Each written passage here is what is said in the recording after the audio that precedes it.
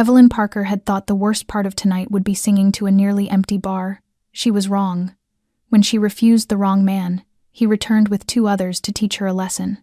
They dragged her into a dark alley, shattered her ankle, and left her bleeding in the cold night.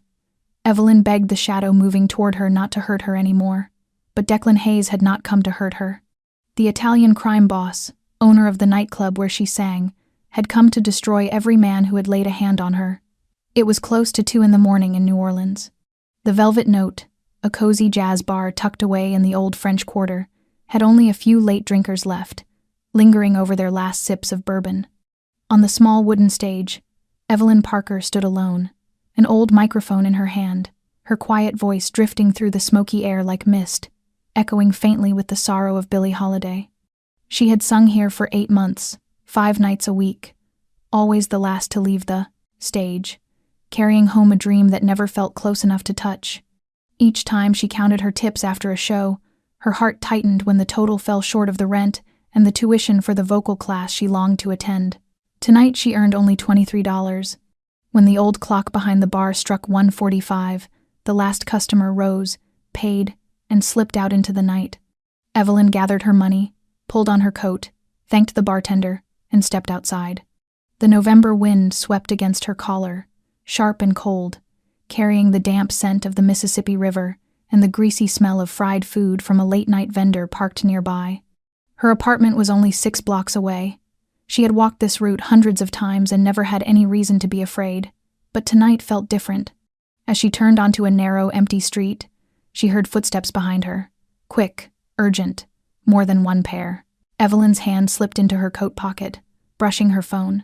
A man's voice came from behind, cold and familiar. "There she is.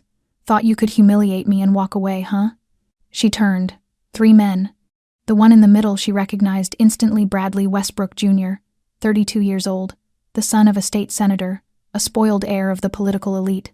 3 weeks earlier, he had tried to flirt with her at the bar, spewing crude words and ignoring her refusals. Evelyn had raised her voice and told him to leave, right there in front of his friends. He had walked out, face flushed with rage. She should have known he would come back. "I don't want trouble," Evelyn said, keeping her voice steady, her hand still gripping her phone. "I just want to go home. You made a fool of me." Bradley stepped closer, his breath heavy with alcohol and arrogance. "You think you're better than me? I think I have the right to say no." Evelyn took a step back. The other 2 men fanned out, blocking her path.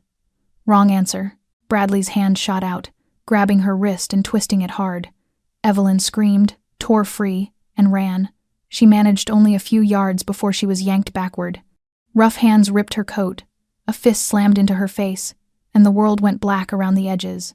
They dragged her into a narrow alley reeking of garbage and broken glass. She screamed, kicked, begged, but the only reply was laughter and blows. Bradley's shoe came down on her foot with a sickening crack. Evelyn screamed until her voice broke. Her ankle was snapped, the pain so blinding she could feel nothing else but terror and disbelief. They beat her until she could no longer move, then left her there on the cold cement, writhing in agony, blood trickling from her mouth, her ankle swollen grotesquely, her phone shattered beside her. She thought she would die there alone, in the dark, for daring to say no to the wrong man. But then came another sound of footsteps, heavier, slower. Evelyn tried to open her eyes, her vision blurred with tears and blood. A figure approached, tall and broad-shouldered. She whispered, her voice no more than a fading breath. "Please. I can't walk. Don't hurt me anymore." The shadow stopped. It knelt beside her. A hand, surprisingly gentle, lifted her face. The dim yellow light from the street lamp revealed the man's features. His dark blue eyes widened in horror as he recognized her. "Evelyn." His voice was hoarse with anger, with shock. "God, what happened to you?" She knew that face. She had seen him many times at the bar, sitting quietly at the back, listening as she sang. The man who never spoke but whose gaze never left her. Declan Hayes, owner of the Velvet Note, a name people mentioned only in whispers, wrapped in fear and respect. Her lips trembled as she tried to speak. 3 men, Bradley, he. But the words would not form. Declan's eyes swept over her bruised, broken body, his expression darkening into something cold and terrible. His breath came heavy. "I'm taking you to a doctor right now. Hold on. It's going to hurt." He lifted her in his arms, careful as though she might shatter. Evelyn cried out in pain and let her head fall against his shoulder. For a moment, there was nothing but the warmth of the man carrying her. She should have been afraid. But all she felt was gratitude that someone had come, that someone cared enough to help her, and that someone was Declan Hayes, the man everyone feared, the man who would soon make those 3 names the last anyone would dare to speak. If you have listened this far, thank you for sharing your time and your heart with us through every pulse of this story.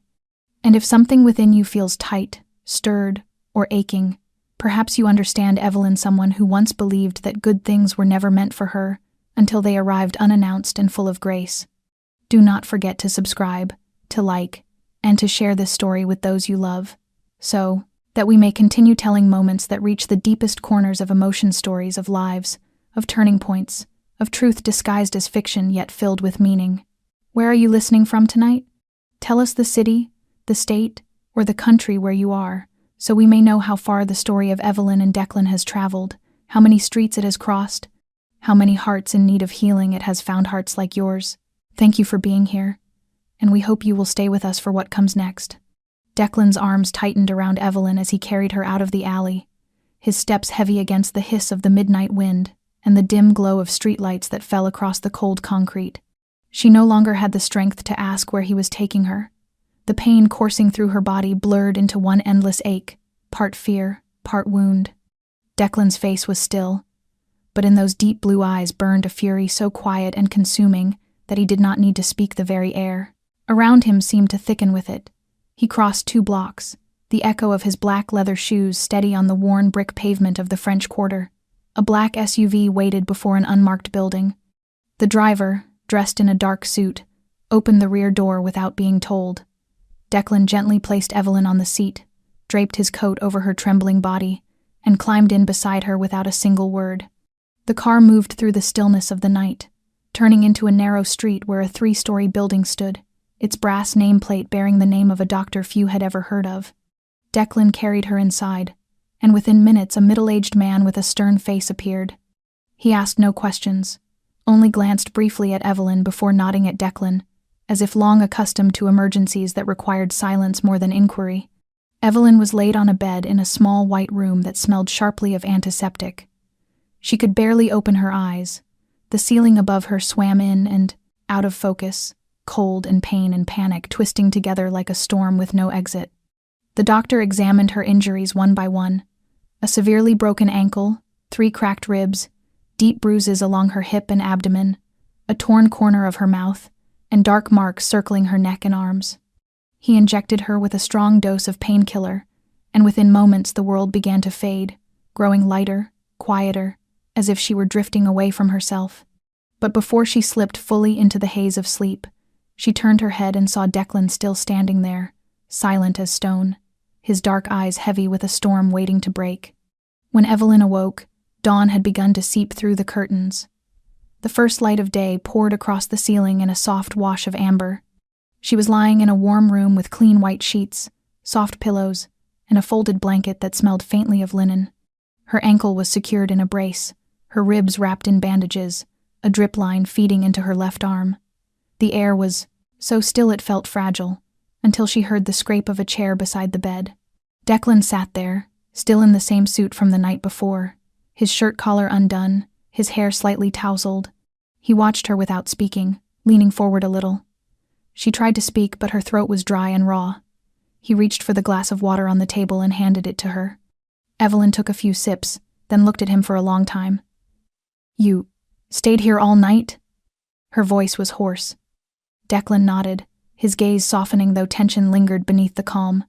"The doctor said you slept almost 8 hours. The painkillers were strong." She gripped the edge of the blanket, forcing herself to remember. The flashes came back in fragments, the laughter of 3 men, the reek of alcohol, the sound of bone snapping, her own scream breaking into silence. The images were blurred and warped but sharp enough to make her body tremble. "It was Bradley Westbrook," she whispered, steadying her breath. "With 2 others. I don't know their names, but I remember their faces." Declan said nothing for a few seconds. Then he rose, walked to the window, and looked outside. The room fell into deep silence, filled only with the wild thudding of her heartbeat. "When I heard you scream," he said finally, his voice low, rough. "I was at the corner, 3 buildings away. I never take that route home, but last night I was walking after a meeting, planning to hear your last song before leaving." He turned back, his eyes burning with a restrained fire. "I heard you call out, and I ran." Evelyn looked at him, her chest tightening. She didn't know how to thank him enough. "You saved me," she whispered. "If you hadn't been there." Declan stepped closer and sat at the edge of the bed. He took her hand in his, rough fingers closing around hers with surprising gentleness. "Evelyn, what happened last night cannot be left unanswered. You're under my roof. You sing in my bar. That means you're under my protection. And I don't let anyone touch what's mine without paying for it." Her heart clenched, torn between fear and something dangerously close to gratitude. Fear, because she knew who he was. Gratitude, because he hadn't turned away. And she understood, in the moment he lifted her from that dark pavement, that nothing in her life would ever be the same again. Declan Hayes asked no questions as Evelyn told him what had happened, and he didn't interrupt even once during the 10 long minutes it took for her to gather the fragments of memory and recount every cruel thing the 3 men had done to her in that alley. At times she faltered, her voice cracking. At others the tears came unbidden, slipping down her cheeks before she could stop them. Yet Declan's eyes never left her. There was no pity in them, only focus, pure and absolute, as if every word she spoke was a piece of a puzzle he was determined to complete. When she said the name Bradley Westbrook, he froze. A shadow passed through the deep blue of his eyes, and the hand resting on his thigh curled slowly into a fist. Still, he said nothing. He simply placed his hand over hers, firm and steady, a silent promise beneath his touch. When she finished, the space between them thickened, charged like the edge of a storm waiting to strike. Declan stood and moved toward the window, where the early sky was turning gold with the rise of the sun. Evelyn didn't know what he was thinking, nor did she dare to ask. All she knew was that this man who had barely spoken 3 sentences to her in 8 months had been the only one there when she thought she would die alone in the dark, and that changed everything. When Declan turned back to her, the softness in his expression was gone. His face had hardened, his voice low, firm, and edged with an icy resolve. "Bradley is the son of a state senator, isn't he?" Evelyn nodded faintly. "And he thinks that name of his is a shield no one can break." Declan pulled his phone from his pocket, typed a short message, then slipped it away. "I'll find the other 2. It may take a day, but I have people." Evelyn felt a chill run through her. Not fear of him, but of the quiet fury gathering within him, a kind of anger that needed no shouting, no violence, only certainty. The anger of a man who understood power and knew exactly how to use it to protect what he claimed as his own. "Declan," she whispered, her voice carrying both warning and plea. "If you go after him, his family could cause you trouble. They have power." He turned to her, and for an instant his gaze softened, though not a trace of hesitation touched it. "I don't care. Do you think I've survived this long by letting men like him do whatever they please?" Evelyn said nothing. In the depths of his eyes she saw something dark and haunted, the shadow of a man who had once failed to protect someone and had never forgiven himself for it. She still did not understand why he had appeared at that exact moment, why this man whom she had only known through his quiet presence at the back of the bar had lifted her out of that hellish alley and stayed by her side for 12 hours straight. She looked at him for a long time. "Why me?" The question slipped out before she could stop it. Declan walked closer and sat beside her. "The first time I saw you sing was on a rainy night. You were performing an Etta James song. There were only 5 people in the room, but your voice kept me still for 4 whole minutes." He gave a faint smile, not one of joy but of melancholy. "You reminded me of my mother. She sang jazz too, before everything fell apart." He paused, his gaze dropping to his hands, where old scars traced across calloused fingers. "After that I came every week, always sitting in the last row, never speaking. I just listened to remember that something in this world could still be beautiful." Evelyn swallowed hard, unable to find words. The story was too personal, too raw. "And last night," he went on quietly, "I heard you call out. You said, 'Please, I can't walk, and I ran, not because I'm a good man, but because I once heard the same scream from my sister. And when I got there, it was already too late. Evelyn's throat closed. Declan looked at her, his eyes darkened again, but this time with pain instead of anger. I can't go back and save my sister, but I saved you. She reached out and touched his hand, no longer afraid. I know, she whispered, and I'll never forget. In that moment, with the morning light spilling through the curtains and silence thick with feeling, Evelyn understood one thing. This man with his shadows and his untold stories was the reason she had survived that night. And perhaps he too was being saved in a way he had yet to recognize. When Evelyn awoke for the second time since that terrible night, she was no longer in the clinic. The room was larger, quieter, and marked by an understated elegance. Soft light filtered through white curtains onto pale gray walls, high ceilings, and warm wooden floors. The air smelled faintly of polished oak and coffee. She lay on a wide bed, dressed in crisp white sheets, thick pillows, and a blanket so soft it felt unreal. Beside the bed stood a low walnut table holding a vase of white daisies, a tea tray, and a thick book left open midway. She tried to sit up, but a wave of pain surged through her hip and leg, forcing her to exhale sharply. Her ankle was still secured in its brace, her left side still aching with every breath.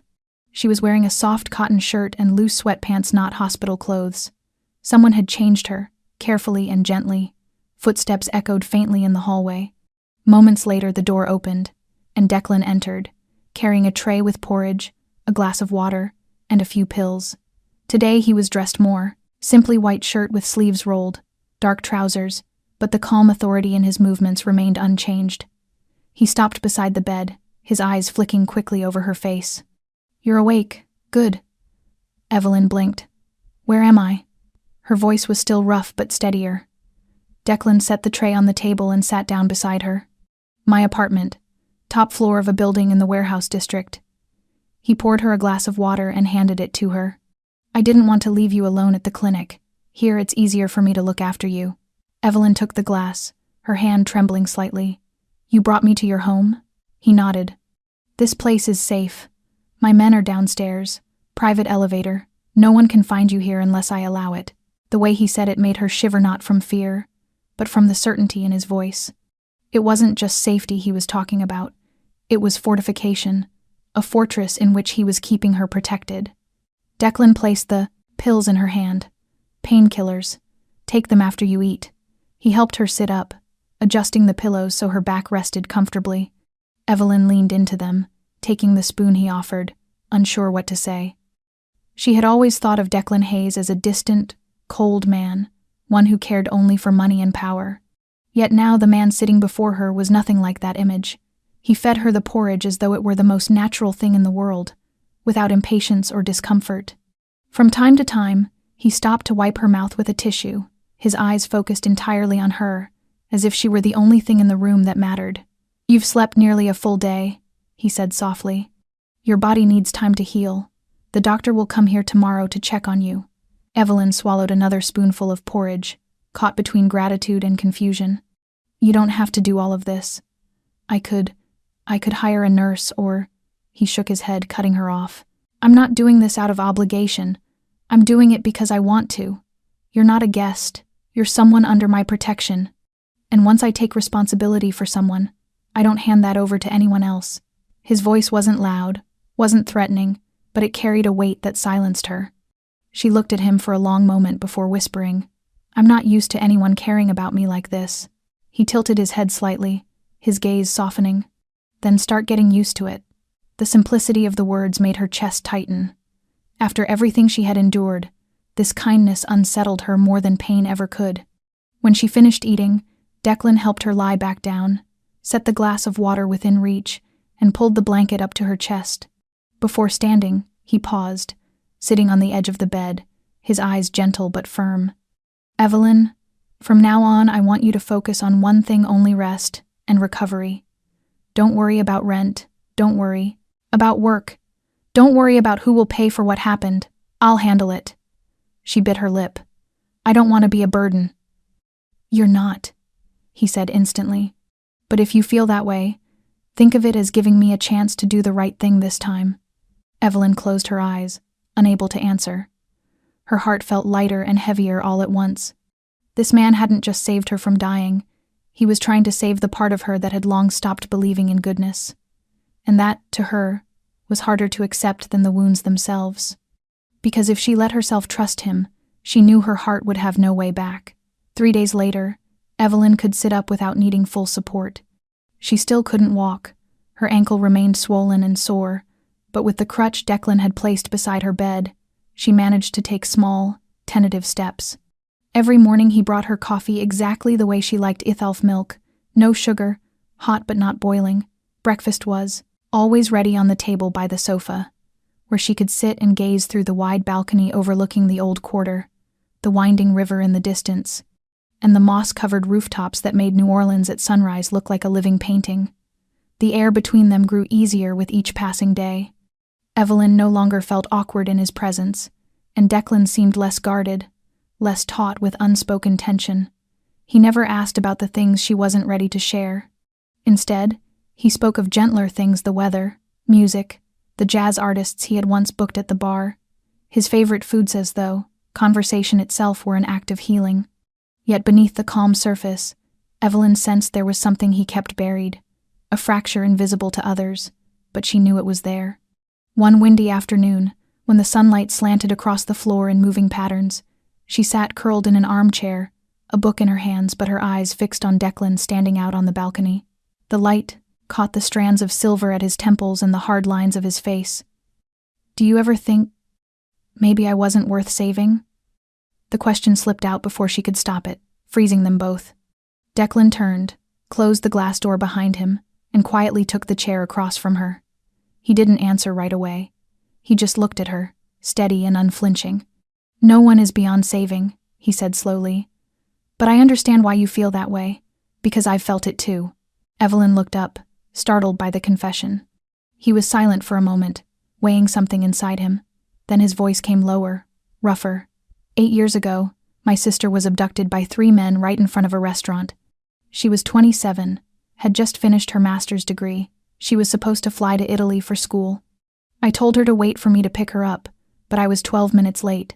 He exhaled, his eyes unfocused, as if time itself had pulled him backward. In those 12 minutes, they did the unthinkable. And when I arrived, it was already over. Evelyn's throat tightened. There were no words she could offer. Declan continued, slow but steady. Francesca survived. But she wasn't the same girl anymore. It took 3 years of therapy, 2 stays in psychiatric hospitals, and more nights than I can count sitting outside emergency rooms waiting for her to wake up. A faint, bitter smile crossed his face. And what I can't forgive myself for is that I had everything: money, power, people to stop it from happening. But I wasn't there. Not when it mattered. Evelyn stayed silent for a long time. Her heart pounded against her ribs as if each beat might break through. "And that's why you saved me?" she asked, not with doubt, but with the need to understand. Declan nodded, unapologetic. "When I heard you scream, I didn't think. I just ran, because this time, I was still in time." He looked at her, and in that moment he was no longer the wealthy bar owner or the powerful man everyone feared, but an older brother, a man once helpless, now trying to redeem himself through a second chance.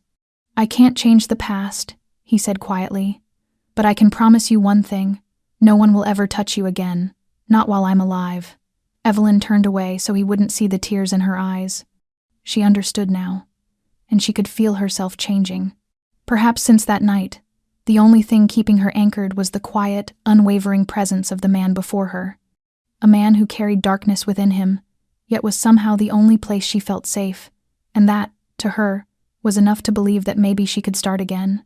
Later that night, Declan appeared in her doorway while she was reading in bed, the soft lamplight casting a golden glow across her face. He stood still for a few seconds, one hand in his pocket, his voice low and calm. "Would you like to get some air?" "Not far, just the rooftop." Evelyn looked up, surprised. Since arriving here, she had never stepped beyond this apartment. Their entire world had been the bed, the sofa, the small kitchen, and the balcony overlooking the old quarter. "Is it safe?" she asked, half cautious, half afraid of being seen. Declan nodded. No one can come up but me. You'll like it. There are string lights, soft chairs, and a view worth seeing." She hesitated, then nodded. "Give me 5 minutes." When she wheeled herself to the door, Declan was already waiting, a light jacket in one hand, a thin wool scarf in the other.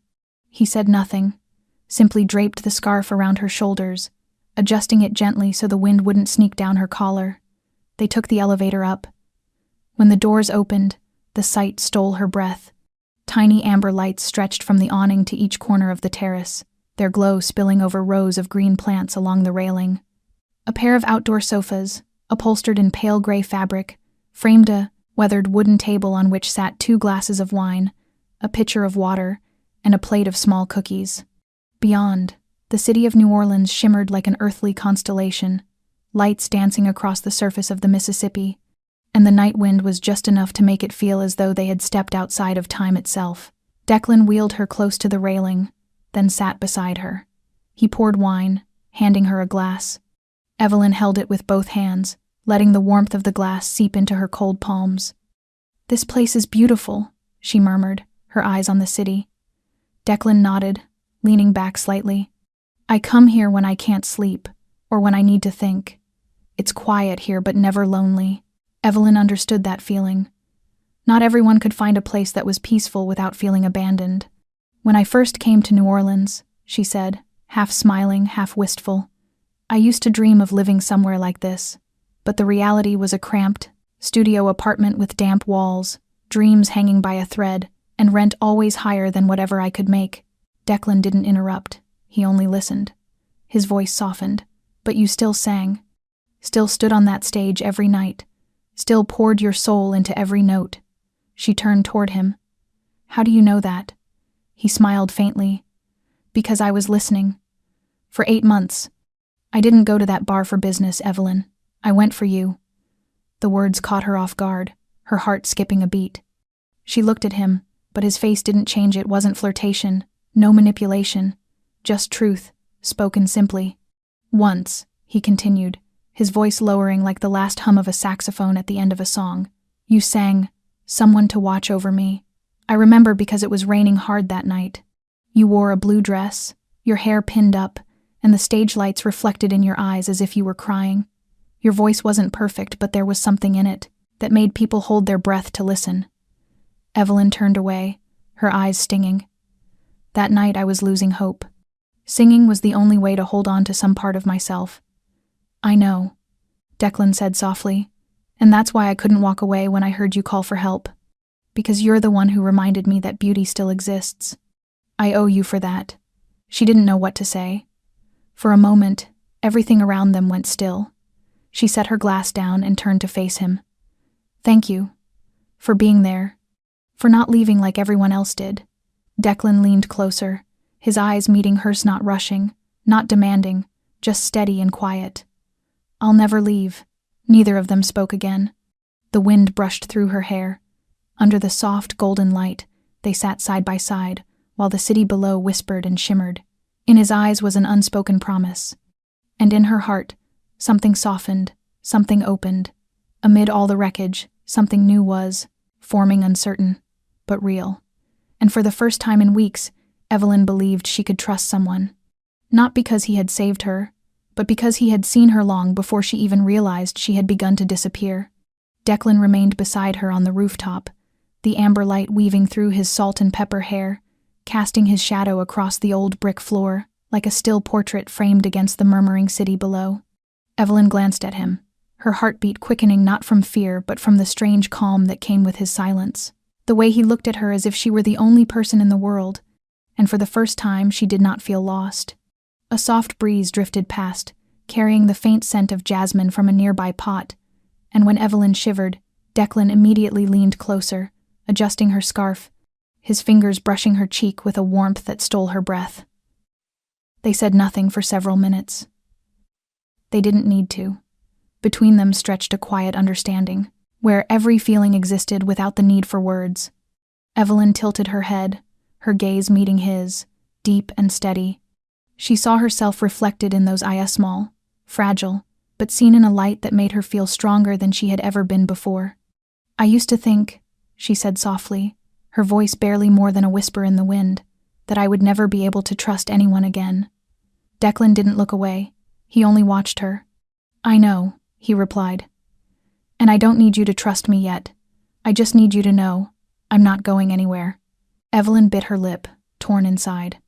Not because she didn't want to believe him, but because she was afraid that if she let herself believe again, everything would shatter like it once had. But Declan never pushed her to choose.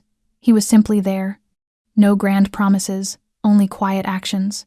When she had been left alone in the dark, he had been the one who stepped into it without hesitation. And now, he was still here, unmoving. She reached out and gently placed her hand over his, resting on his knee. He glanced down at her hand, then back into her eyes, as if waiting for a sign. Evelyn said nothing. She only leaned forward slightly, just enough, and when he leaned toward her too, the distance between them vanished into a single breath. The first kiss was neither urgent nor fierce. It was a soft meeting of two people who had both been broken, finding fragments of themselves in each other's warmth. His lips were tender, careful, as though she were something fragile and precious. His hand rose to her cheek, his fingertips tracing the sharp line of her jaw as if memorizing something he thought he had lost forever. Evelyn trembled but didn't pull away. She returned the kiss with a trust she hadn't given anyone in years. When they finally drew apart, both breathed softly, as if waking from a dream. Declan still held her face in his hands, his forehead resting against hers. I'll protect you, he whispered, his voice rough with the weight of emotion long kept inside. Not because you're weak, but because I want to be there when you're strong again. I don't need you to rely on me. I just want you to know that if you fall, I'll be there, every time. Evelyn closed her eyes. That promise was not a chain. It was a place to rest in if she needed it. A refuge without demand or condition. She didn't answer with words. Instead, she lifted her hand and touched his chest, feeling the slow, steady rhythm of his heart. And he understood. They sat there together beneath the night sky of New Orleans, where the stars were dimmed by city lights but still existed, still shimmered if one knew how to look for them. So were they two people marked by scars, sitting not to forget what they had lost, but to believe that they could begin again, slowly, gently, and truthfully. The first kiss didn't change the world, but it opened a small door, one through which hope could touch the light. And in that light, Evelyn knew she had allowed herself to believe once more not in love, but in a person. A man named Declan Hayes. The next morning, Evelyn awoke to sunlight spilling softly through the curtains, the wool scarf from the night before still draped across her shoulders. Declan was no longer in the room, but the faint warmth left in the chair beside her bed told her he had stayed there through the night, guarding her sleep. Her ankle was still weak, but the pain had eased, soothed by medication and careful rest. Declan's private doctor arrived at noon, nodding with quiet satisfaction, after watching her take a few slow, steady steps with assistance. He said she could start walking with crutches, as long as she moved slowly and had someone nearby. Declan stood beside her, arms crossed, his gaze intent but carrying a trace of restrained relief. When the doctor left, he turned toward her, a small smile curving his lips. Good. Ready for a small challenge? Evelyn blinked. What kind of challenge? Declan walked over, retrieving the pair of sleek crutches standing by the door, and placed them in front of her. Shopping. She laughed, for the first time in days. You're kidding. I never kid, he said, a faint spark of mischief lighting his eyes. You need clothes, shoes, everything. You can't keep wearing hospital pajamas and my shirts forever. Evelyn glanced down at the soft clothes she was wearing, comfortable, perfectly chosen, but not quite hers. I don't have much money, she murmured hesitantly. Declan paused, then sat beside her, his tone low and firm. I didn't ask if you had money. I asked if you needed something. This isn't charity, Evelyn. This is me wanting to do something for you. Don't refuse me. She looked at him, ready to protest, but stopped and simply nodded. Maybe this time, she needed to learn how to let herself receive. The black SUV carried them to a quiet boutique nestled on a splay, a leafy street in the Garden District. The staff clearly knew Declan. They asked no questions, only smiled politely, offering Evelyn a velvet chair, a glass of water with lemon, and a series of carefully chosen outfits.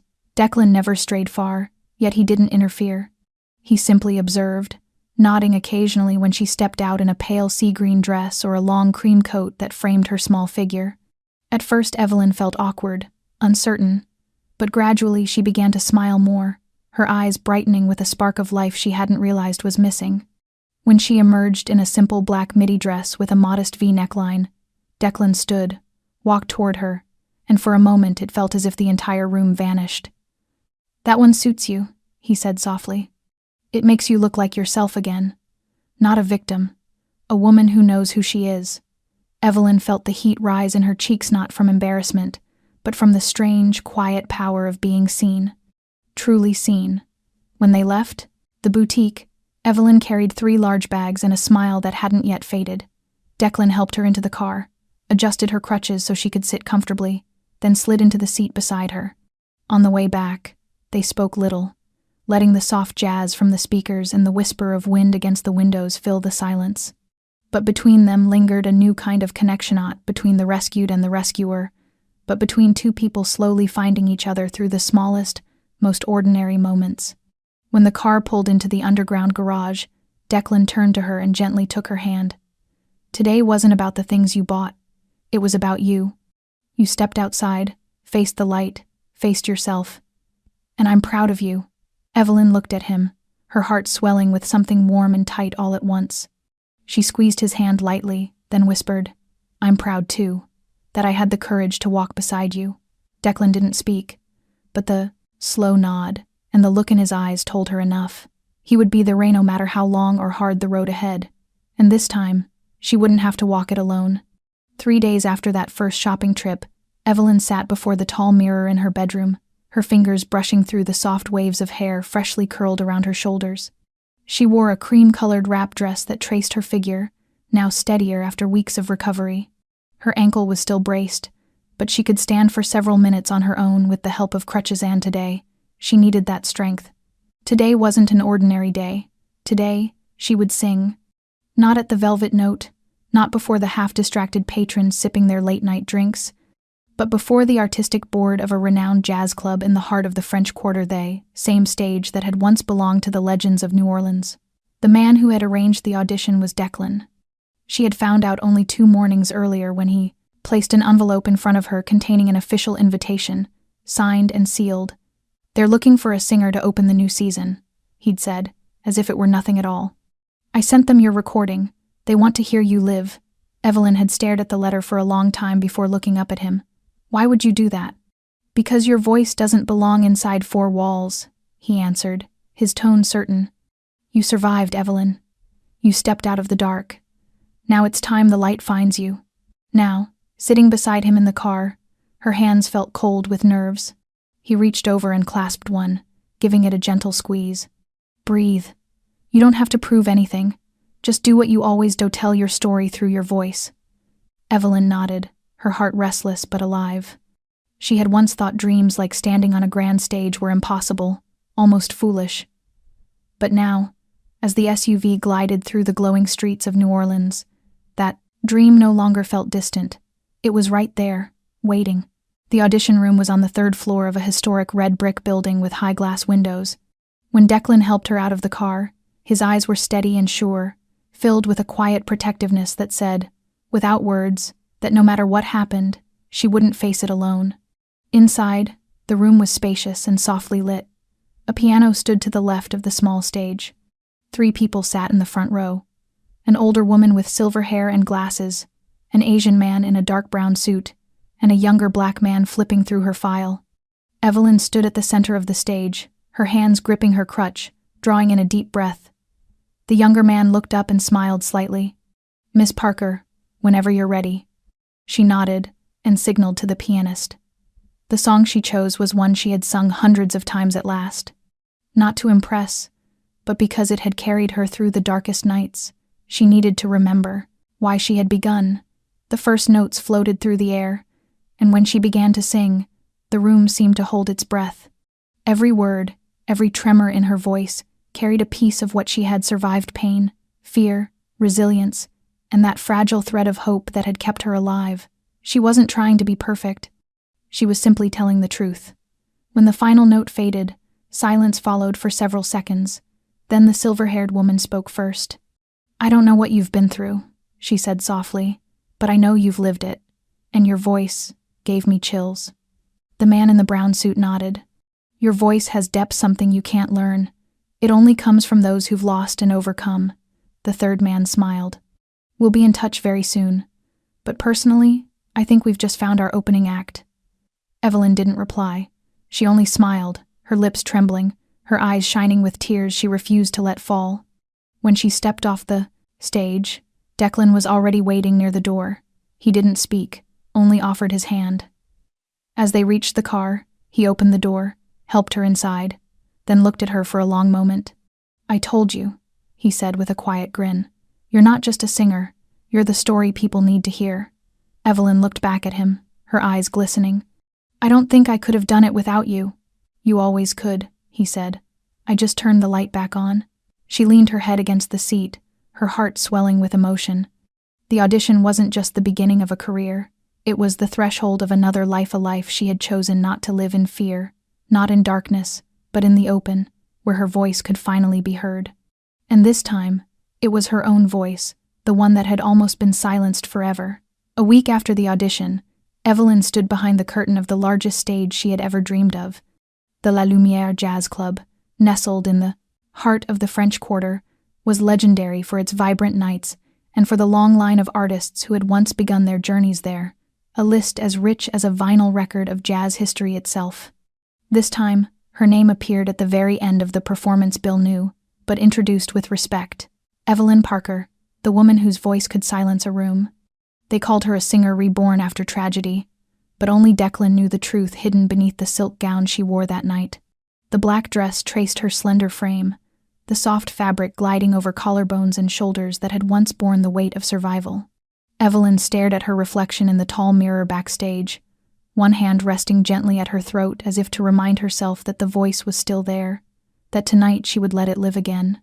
Declan approached, his perfectly tailored black suit cutting sharply through the backstage crowd, yet his eyes found only her, as though everything else had faded to gray. He said nothing, only extended his hand. Evelyn took it, her palm cold, and he didn't let go. His fingers tightened around hers, just enough to say without words, "I'm here, always." When the announcer spoke her name, the lights in the hall dimmed, and the murmur of the audience fell into breathless silence. Evelyn walked out, one step at a time on still healing legs, her posture straight, her presence quiet but commanding. The silver microphone gleamed beneath the spotlight. The intro began. Her opening song was "Someone to Watch Over Me." It wasn't the safe choice, but it was the only one that carried everything she wanted to say. When she began to sing, a stillness rippled through the room, not of surprise, but of recognition, as though every soul there had brushed against something tender and forgotten. Her voice was no longer the youthful tone captured in old recordings. Now, every note carried traces of tears, of pain endured, and of gratitude for the man sitting in the front row, his eyes never leaving her. With each phrase, she told her story not through words, but through a resonance that only a heart once broken could truly understand. The second song, then the third, drifted by like a dream. Evelyn barely looked at the crowd, glancing only occasionally toward the front row where Declan sat, silent and proud. Whenever her voice trembled, he smiled. Whenever she hesitated, he nodded once, calm and sure. It was enough. The night ended with "At Last," the song that had carried her through fear and brought her here. When the final note dissolved, the room held its breath for one long beat before the applause burst forth. It wasn't polite applause. It was recognition. It was warmth. It was a welcome back to a world she had once believed forever lost. She bowed, tears blurring her vision. As she stepped off the stage, the first person she saw was Declan. He was waiting, wordless. Evelyn went straight into his arms, not caring about her makeup or the cameras flashing, in the distance. "I did it," she whispered against his shoulder, her voice breaking. "You said I would and I did." Declan pulled her close, his voice low and steady. "You did better than that. You didn't just sing, Evelyn. You came alive, and there's nothing more beautiful than that." She drew back, looking up at him through a shimmer of tears. "Thank you, for everything, for believing in me, for staying." He pressed a kiss to her forehead. "I'll always be here. Every time you sing, I'll be the first to listen." Evelyn smiled, for the first time in years unburdened by fear. That first performance wasn't just a concert. It was beginning a new chapter of a life rebuilt through music, but sustained by love. That night, as they drove back to the penthouse, the city of New Orleans still shimmered beneath them, alive with lights, laughter, and distant music. Yet inside the car, there was only quiet anticipation. Evelyn leaned her head back against the seat. She was still in her stage gown, her hair slightly tousled, her eyes bright, her lips curved in a soft, lingering smile born of the night's triumph. Declan said nothing on the way home. His hand rested lightly on her leg, not possessive, not demandingly, a silent reminder that he was there, listening even to the emotions she could not yet name. When the car stopped under the familiar building, Declan stepped out, walked around, and opened the door for her, offering his hand the same way he had the night they first met in that dark alley. But this time, when Evelyn placed her hand in his, she held on tighter, not for balance, but for closeness. They entered the elevator without a word. Only the quiet rhythm of their hearts filled the spaces, synchronized, steady, and trembling with something unspoken. When the door to the apartment opened, Declan switched on the light. The warm golden glow fell softly across the wooden floor, making the place feel more like home than anywhere Evelyn had ever been. She stood in the middle of the room, turned to him, and whispered, her voice fragile yet alive. "Tonight, I feel like I'm truly living again. Like everything that was ever taken from me, I finally have it back." Declan stepped closer, his gray-blue eyes reflecting the calm vastness of night. "You didn't just take it back," he said quietly. "You created something new, stronger, brighter." Evelyn looked up at him, hesitation flickering in her eyes, and then, as if a decision had quietly settled in her heart, she reached for the lapel of his jacket. "Declan," she said softly, her voice filled with trust, "I want tonight to be more than just the night I returned to music. I want it to be the night I truly belong to you." Declan searched her face for a long time, as if making sure her words came from truth, not from the intoxication of applause or the lingering euphoria of the stage. When he saw the certainty in her eyes, he nodded gently and lifted her chin. "I've waited for this moment," he murmured, "but only when you were truly ready." Evelyn answered, not with words but by leaning and closing the distance between them with quiet certainty. Their kiss was not hurried nor wild. It was a slow unfolding of all the feelings that had long been waiting to find their shape. In that silence, what passed between them was not desire alone, but recognition, two souls meeting again after being lost for too long. Later, when the night grew still, they lay together in the warm light spilling through the curtains. Evelyn rested against his chest, listening to the steady rhythm of his heart. Declan's arm was around her, his hand tracing slow circles across her back, the way one might touch something too precious to be real. "I love you," he whispered, voice roughened by tenderness. "Not because you're strong, not because you sing, but because of everything you are." Evelyn lifted her eyes to meet his, her own voice, trembling with truth. "And I love you." Long before I had the courage to admit it. He smiled, then one of those rare smiles that softened every edge of him. And in that quiet moment, Evelyn realized there were no walls left between them. The darkness that had once haunted them both was gone, replaced by the steady glow of something lasting.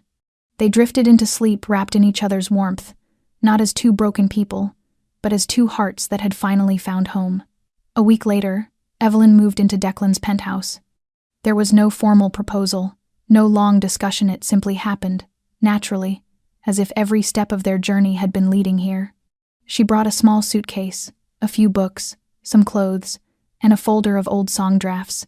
Declan had already made space for everything else. A place in the closet for her stage dresses, a shelf for her favorite tea, a corner of the bookcase reserved for her novels. But what touched her most were not the comforts or the grand gestures. It was the quiet ways he made this home hers, the scent of coffee every morning, the soft music playing from the wooden speaker by the window, the warmth that lingered even when he wasn't there. Living with Declan meant stepping deeper into a world he had once tried to protect her from. Some nights he came home late, his face harder, his phone filled with brief, coded conversations in Italian. Once, Evelyn overheard a few words, a warning, a name, something about cleaning up a mess. Declan never lied about his past, but he didn't explain it either. Evelyn understood. A part of him still belonged to the Shadowsa world ruled not by laws, but by loyalty and silence. Yet she also knew she could not love him by choosing only the light. She loved all of him, the man who had fought through darkness, the man who had learned to be gentle, and the man who, despite everything, still believed in redemption. And for Evelyn, that was enough. One evening, when Declan came home, late, the cuff of his white shirt still bore faint traces of dried blood. Evelyn was sitting at the kitchen table, waiting for him with 2 cups of ginger tea. He stopped when he saw her, a flicker of caution crossing his face before he exhaled softly. "I'm sorry," he said, his voice low and sincere. "I shouldn't have let you see me like this." Evelyn didn't answer right away.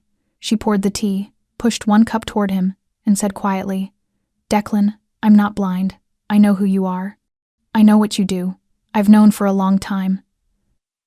Declan sank into the chair across from her, his gaze heavy. "And you're still here?" Evelyn nodded without hesitation.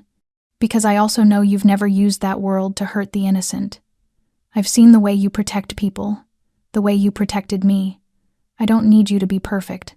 I just need you to be real and to never push me away because you think I can't handle it." Declan was silent for a long moment.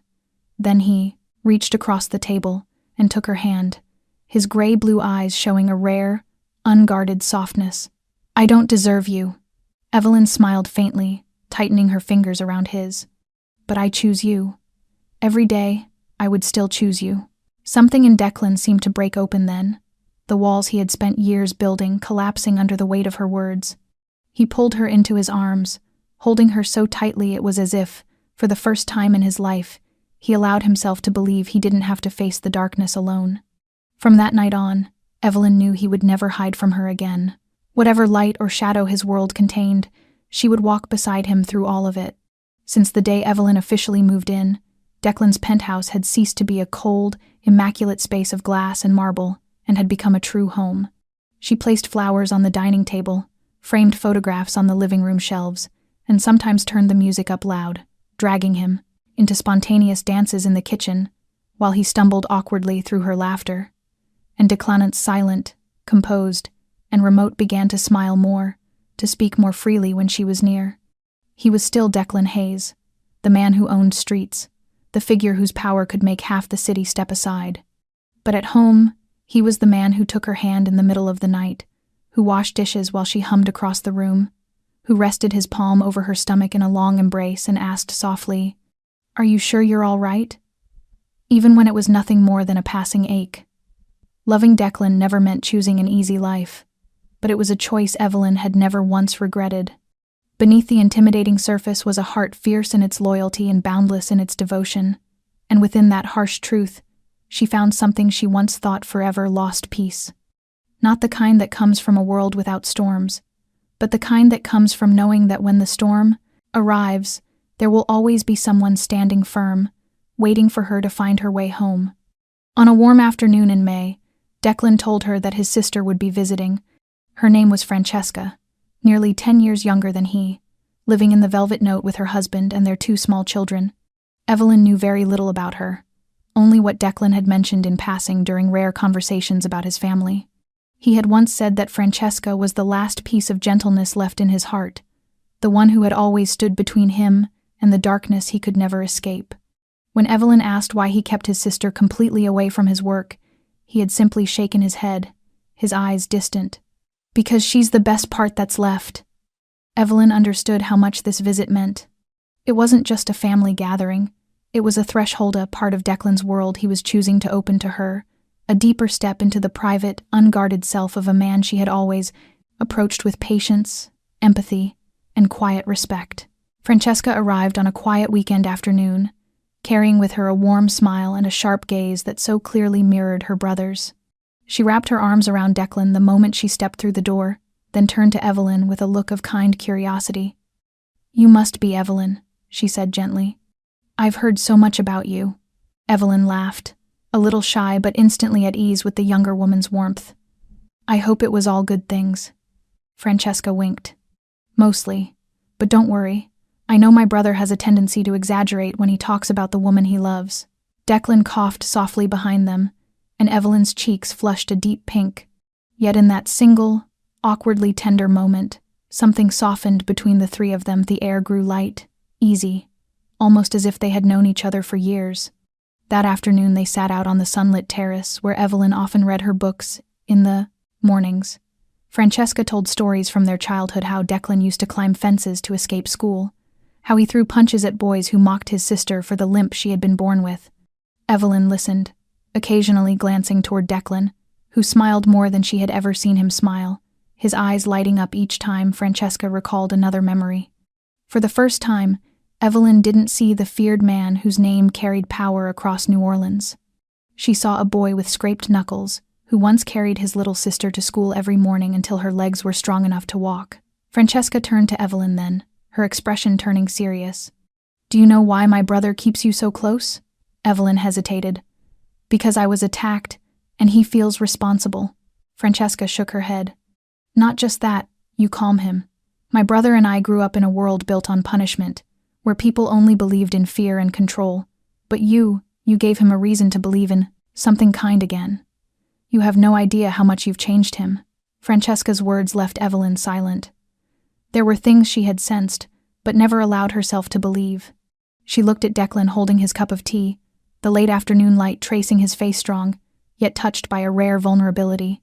Her heart ached with affection.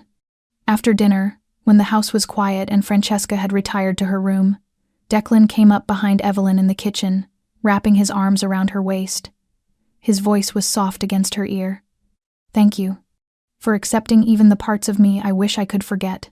Evelyn turned in his embrace, placing a hand on his cheek. "I love all the things that make you who you are, even the ones you can't put into words." Declan exhaled slowly, tightening his hold on her, as though in her arms he had finally found a place where peace could rest. Later that night, before leaving for her hotel, Francesca hugged Evelyn for a long moment. "You know," she whispered, "this is the first time in years I've seen my brother truly happy. Please, don't ever let him be alone again." Evelyn's throat tightened. "And you don't let him forget that he still has you, the part of him that's good and whole." Francesca smiled, her eyes bright with unshed tears. "Always." In that brief embrace, Evelyn felt more than acceptance. She felt belonging. Francesca wasn't just welcoming her as Declan's partner, but as family. It was a bond deeper than words. And to Evelyn, it meant more than all the glittering lights of the stage outside their window. A week after Francesca returned to the Velvet Note, the penthouse fell quiet again. But it was not an empty quiet, it was the kind that hums softly between two people who have long grown used to each other's presence. Evelyn often sat by the window, singing to herself, her leg resting on a wooden stool that Declan had padded with a cushion for her comfort. And Declan, no matter how many meetings or calls filled his day, was always home by dinner, always there to listen as she recounted the smallest details of her day. Some evenings he spoke little, others he simply watched her with that faint smile that told her everything she needed to know, that for a man like him, this peace was love in its purest form. One early summer evening, as the scent of jasmine drifted through the open windows, Declan called her into the living room. The old piano, usually kept closed, gleamed under the soft lamplight, freshly polished. Evelyn frowned in surprise. "What's all this?" she asked, half laughing. Declan only smiled, that quiet, knowing smile that always made her heart tremble. He took her hand, led her to the long bench, and gently guided her to sit. Then, without a word, he lifted the piano lid. Francesca arrived on a quiet weekend afternoon, carrying with her a warm smile and a sharp, knowing gaze that reminded Evelyn instantly of Declan. She threw her arms around her brother the moment she stepped inside, then turned to Evelyn with a look of gentle affection. "You must be Evelyn," she said softly. "I've heard so much about you." Evelyn laughed, a little embarrassed yet grateful for the warmth in her tone. "I hope it was all good things." Francesca winked playfully. "Mostly, but don't worry, I know Declan has a habit of exaggerating when he talks about the woman he loves." Behind her, Declan gave a quiet cough, and Evelyn's cheeks flushed pink. Yet in that brief, awkward exchange, the air between the three of them lightened, easy and natural, as though they had known one another for years. They spent the afternoon out on the sun-drenched balcony where Evelyn liked to read in the mornings. Francesca told stories about their childhood, how Declan used to climb fences to sneak out of school, how he'd ball his fists and fight anyone who teased his little sister for the limp she'd been born with. Evelyn listened, glancing at Declan now and then, catching the rare brightness in his eyes each time Francesca mentioned a memory. For the first time, Evelyn didn't see the powerful man whose name made people step aside. She saw the boy who had once carried his sister on his back every morning until her legs grew strong enough to walk on their own. Then Francesca turned to her, her tone gentle but serious. "Do you know why my brother keeps you close?" Evelyn hesitated. "Because I was attacked, and he feels responsible." Francesca shook her head. "It's more than that. You soften him. My brother and I grew up in a world built on punishment, a world where people believed only in fear and power. But you gave him a reason to believe in kindness again. You have no idea how much you've changed him."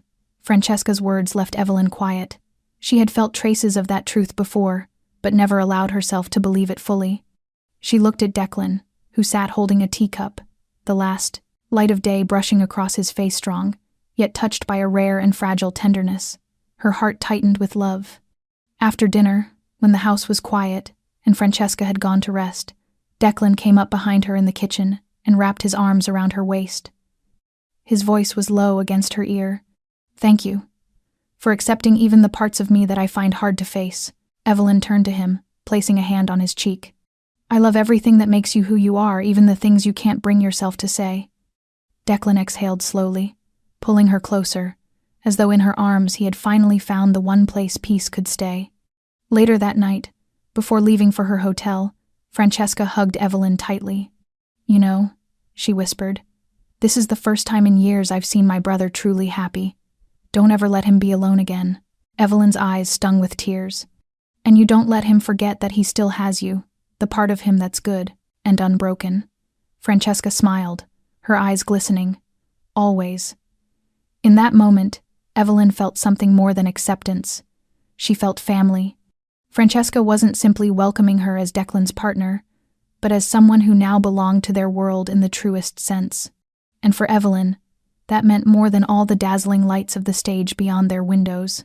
A week after Francesca returned to the Velvet Note, the penthouse settled into quiet again, but not the cold, echoing quiet of before.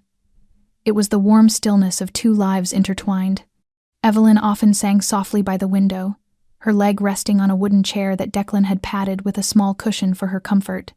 Declan, no matter how many calls or meetings his day demanded, always returned home in time for dinner. Some evenings he spoke little, some nights he simply watched her and smiled, and Evelyn knew that for this man, peace itself was his way of loving her. One early summer evening, with the scent of jasmine drifting through the open windows, Declan called her into the living room. The old piano, usually kept closed, gleamed under the light as though newly awakened. Evelyn blinked in surprise. "What's going on?" she asked, half laughing. Declan only smiled, a secret glimmer in his eyes. He took her hand, led her toward the long bench, and gently guided her to sit. Then, without saying a word, he lifted the lid. "I haven't played in a very long time," Declan said softly, his voice low, his eyes fixed on the black and white keys before him. "Since my mother died, I haven't touched it. I thought that if I stopped hearing its sound, I might stop remembering. But you've made me want to remember again, to bring back the parts of life that were still beautiful." Evelyn said nothing. Declan began to play, slowly, the melody of The Way You Look Tonight, drifting through the room, tender, familiar, and filled with emotion. Evelyn froze. It was the song she had once sung on a night almost lost to time, after a performance at the Velvet Note, when Declan had sat quietly in the last row. She had thought he hadn't noticed, that he hadn't been listening. But now, every note under his fingers told her otherwise. He had heard it all. He had remembered everything, even the things she never said aloud. When the final chord faded, Declan turned toward her. There were no roses, no stage, lights only, the golden glow from the lamp above, and the sound of Evelyn's heart beating in her chest. He reached into his jacket pocket and pulled out a small velvet box. Inside lay a simple, elegant ring, the diamond modest in size but luminous under the soft light. "I don't know how to make a grand speech," he said, his voice roughened by emotion. "But I know this. I don't want to live another day without you by my side. Evelyn, will you be the woman I call my wife? For a moment, Evelyn couldn't speak. Her throat closed, her eyes flooded before she even realized she was crying. She covered her mouth, nodding quickly, her tears glistening like glass. Declan smiled thin a quiet, gentle smile unlike anything she had ever seen on his face. He slipped the ring onto her finger, lifted her hand, and kissed it softly before drawing her into his arms. They stayed that way for a long time, saying nothing. Evelyn rested her head against his chest, listening to the steady rhythm of his heartbeat, and felt that the world beyond these walls had ceased to matter. I used to think I'd live my whole life alone, she whispered. That no one could ever touch the pain in me and turn it into something beautiful. But you did. You didn't erase my scars, you just made them less frightening. Declan held her tighter, his voice a breath against her ear. Because you are the only thing in this world that makes me want to be better. Not out of duty, but out of love. Evelyn lifted her gaze to him, his eyes steady, kind, and filled with a quiet vulnerability. I love you too, she said, and for the first time the words came without hesitation or fear. Loving Declan Hayes meant embracing both his light and his shadow. But under the warm glow of that lamp, with the faint echo of music still lingering in the air, she knew with absolute certainty that she had chosen right. That simple, unadorned proposal was the most profound promise she had ever been given. Their wedding took place on a gentle autumn morning, beneath a small white archway draped with flowers in the garden behind an old chapel on the outskirts of New Orleans. Evelyn wore a simple silk gown that traced her figure gracefully, no long train, no veil, just the soft shimmer of fabric and the quiet radiance in her eyes. Declan waited for her at the steps, tall and composed in a perfectly tailored black suit, a gray tie at his collar, his gaze proud yet tender as she walked toward him. They hadn't invited many people, only those who truly mattered. Francesca flew in from New York and ran straight into Evelyn's arms when she arrived. Owen and a few trusted staff members from the Velvet Note stood in a neat row behind Declan, their suits crisp, their expressions loyal and calm. The officiating priest, an elderly man with white hair and a kind smile, was the same who had baptized Francesca years ago. No one spoke that morning of Declan Hayes' reputation, or the whispers that followed his name through the city. No one mentioned the phone calls that had gone unanswered or the people who had vanished quietly from New Orleans. On that day, none of it existed. He was simply a groom, a man who loved a woman with all that he was. And that, for everyone who stood there watching, was enough. When Evelyn reached him, Declan extended his hand and took hers with the tenderness of a man who once believed he would never again be allowed to hold something beautiful. She smiled, her voice barely above a whisper. I thought I'd never wear a wedding dress. Declan lowered his head, brushing his lips against the back of her hand. And I thought I'd never love anyone this way.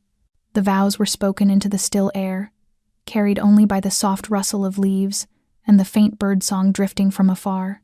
When the priest asked Declan if he promised to love and protect Evelyn through every season, in storm or in calm, he did not hesitate for even a heartbeat. I do, with everything I have.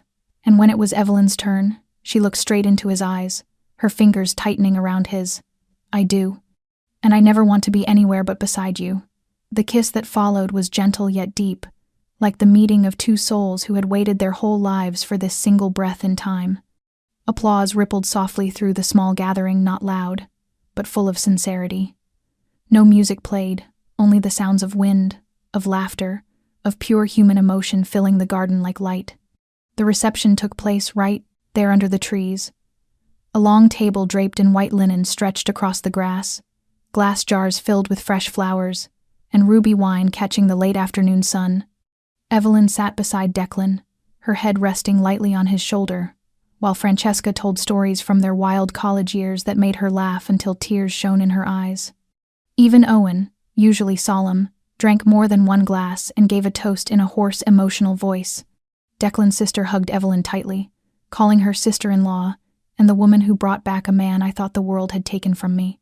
In that moment, Evelyn looked at the man beside her, the one who had walked out of the shadows carrying all the gray shades of a life that had never been simple. Yet that afternoon, sunlight reflected in his eyes, and she knew those shades were no longer threatening. They had become the canvas for new colors, the hues of happiness. As the sun began to set, Declan took Evelyn's hand and led.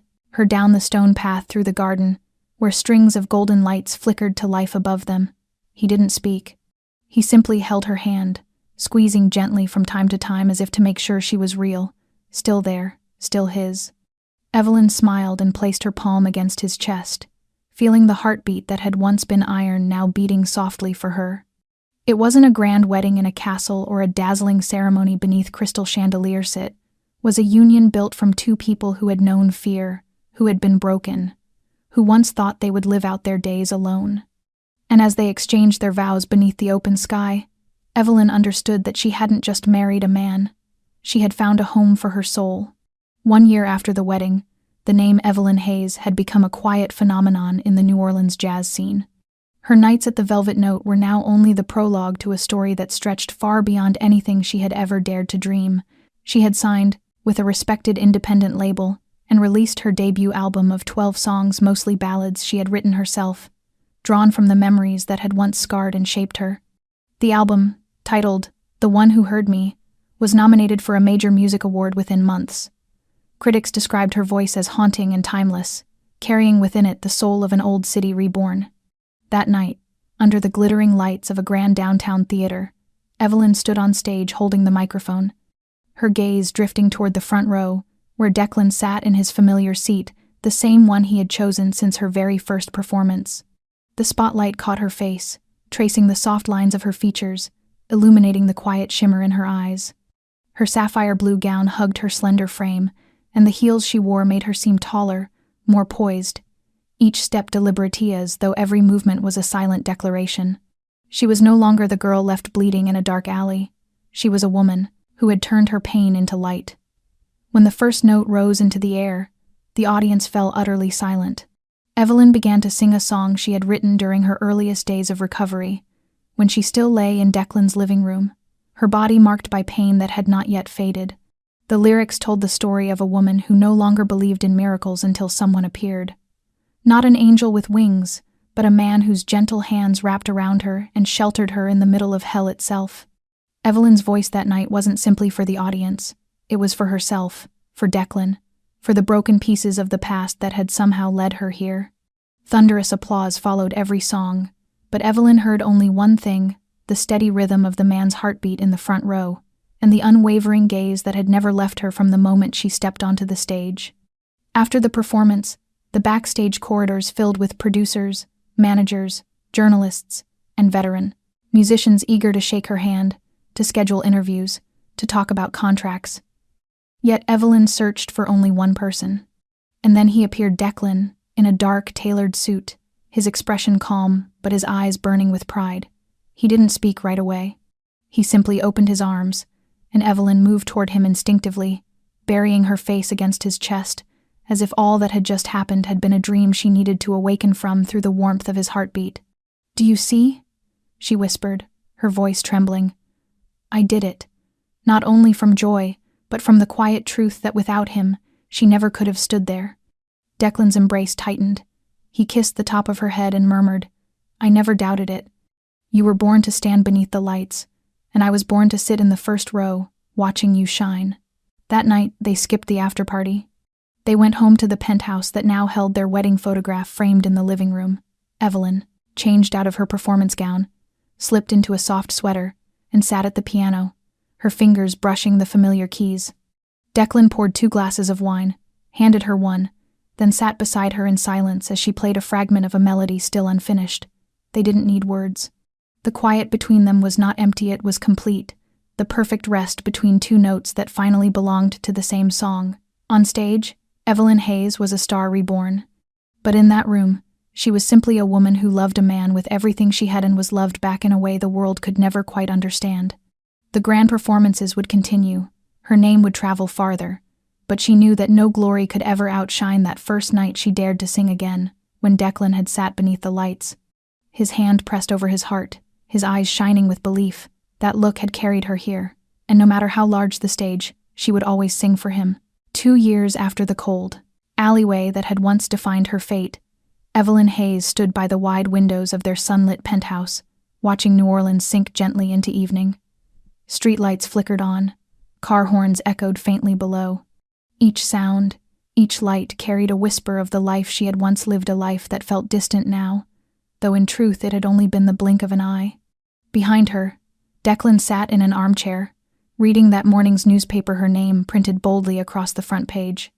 Yet what filled him with pride wasn't the headlines or the praise. It was the woman standing there, the woman who had once fallen, who had once feared, who had once lost her voice, and who had risen again, step by step, note by note, breath by breath, until she could once more stand in the light. Evelyn turned to him, her eyes filled with something deeper than love. She crossed the room, sat beside him, and took his hand. "I was just thinking," she murmured, "about everything we've been through." Declan looked at her for a long time, his gaze no longer carrying the chill the world associated with his name. It was warm, tender, and full of words that didn't need to be spoken. "I used to think," Evelyn continued softly, "that I was nothing but the broken pieces of an old dream. And then you came, not as some perfect savior, but as someone who looked at the pieces and believed they could still form something beautiful." Declan nodded, his voice low. "Because I always knew you never lost your light. We just needed a chance to find it together." They fell silent for a while, until Evelyn rested her head on his shoulder and whispered, "We built something beautiful." And they had a home, a faith, a life neither of them had ever believed they deserved. Their love had not begun in perfection, but in pain in choosing not to abandon each other when everything seemed shattered. What they had built could not be measured by wealth or defined by simple words. It was redemption, it was healing, it was family. The story of Evelyn and Declan was not just a love song between a young singer and a man once feared. It was proof that even in the darkest night, sometimes all it takes is one person who refuses to walk away to keep the light alive. Life will always bring loss, moments that make us want to surrender. But what matters most is whether we still have the courage to open our hearts to let someone in to believe, once more, that love can heal. And sometimes, the most beautiful thing we ever find is not at the peak of triumph, but in the quiet place where pain once lived. Dear listeners, the story of Evelyn and Declan has touched millions because it speaks a simple truth, that love can begin in the ruins and still save what seemed beyond repair. And you? After hearing their story, what stirred in your heart? Have you ever stood in the dark, waiting for someone to reach for your hand and whisper, "I'm here, you're not alone"? Tell us your story in the comments below. Share your thoughts with us so that we and everyone listening can reflect, understand, and feel together.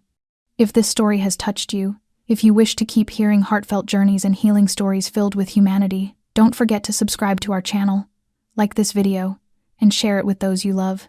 Every single subscription, every single share, is what keeps us inspired to continue spreading kindness and compassion to more people around the world. Thank you for spending your precious time listening to this emotional journey in its entirety. We hope you'll stay with us for the next videos, stories that reach deep into the heart and remind us of the beauty still left in this world. Wishing you and your loved ones good health, peace, and joy in every day. Goodbye for now and see you in the next story.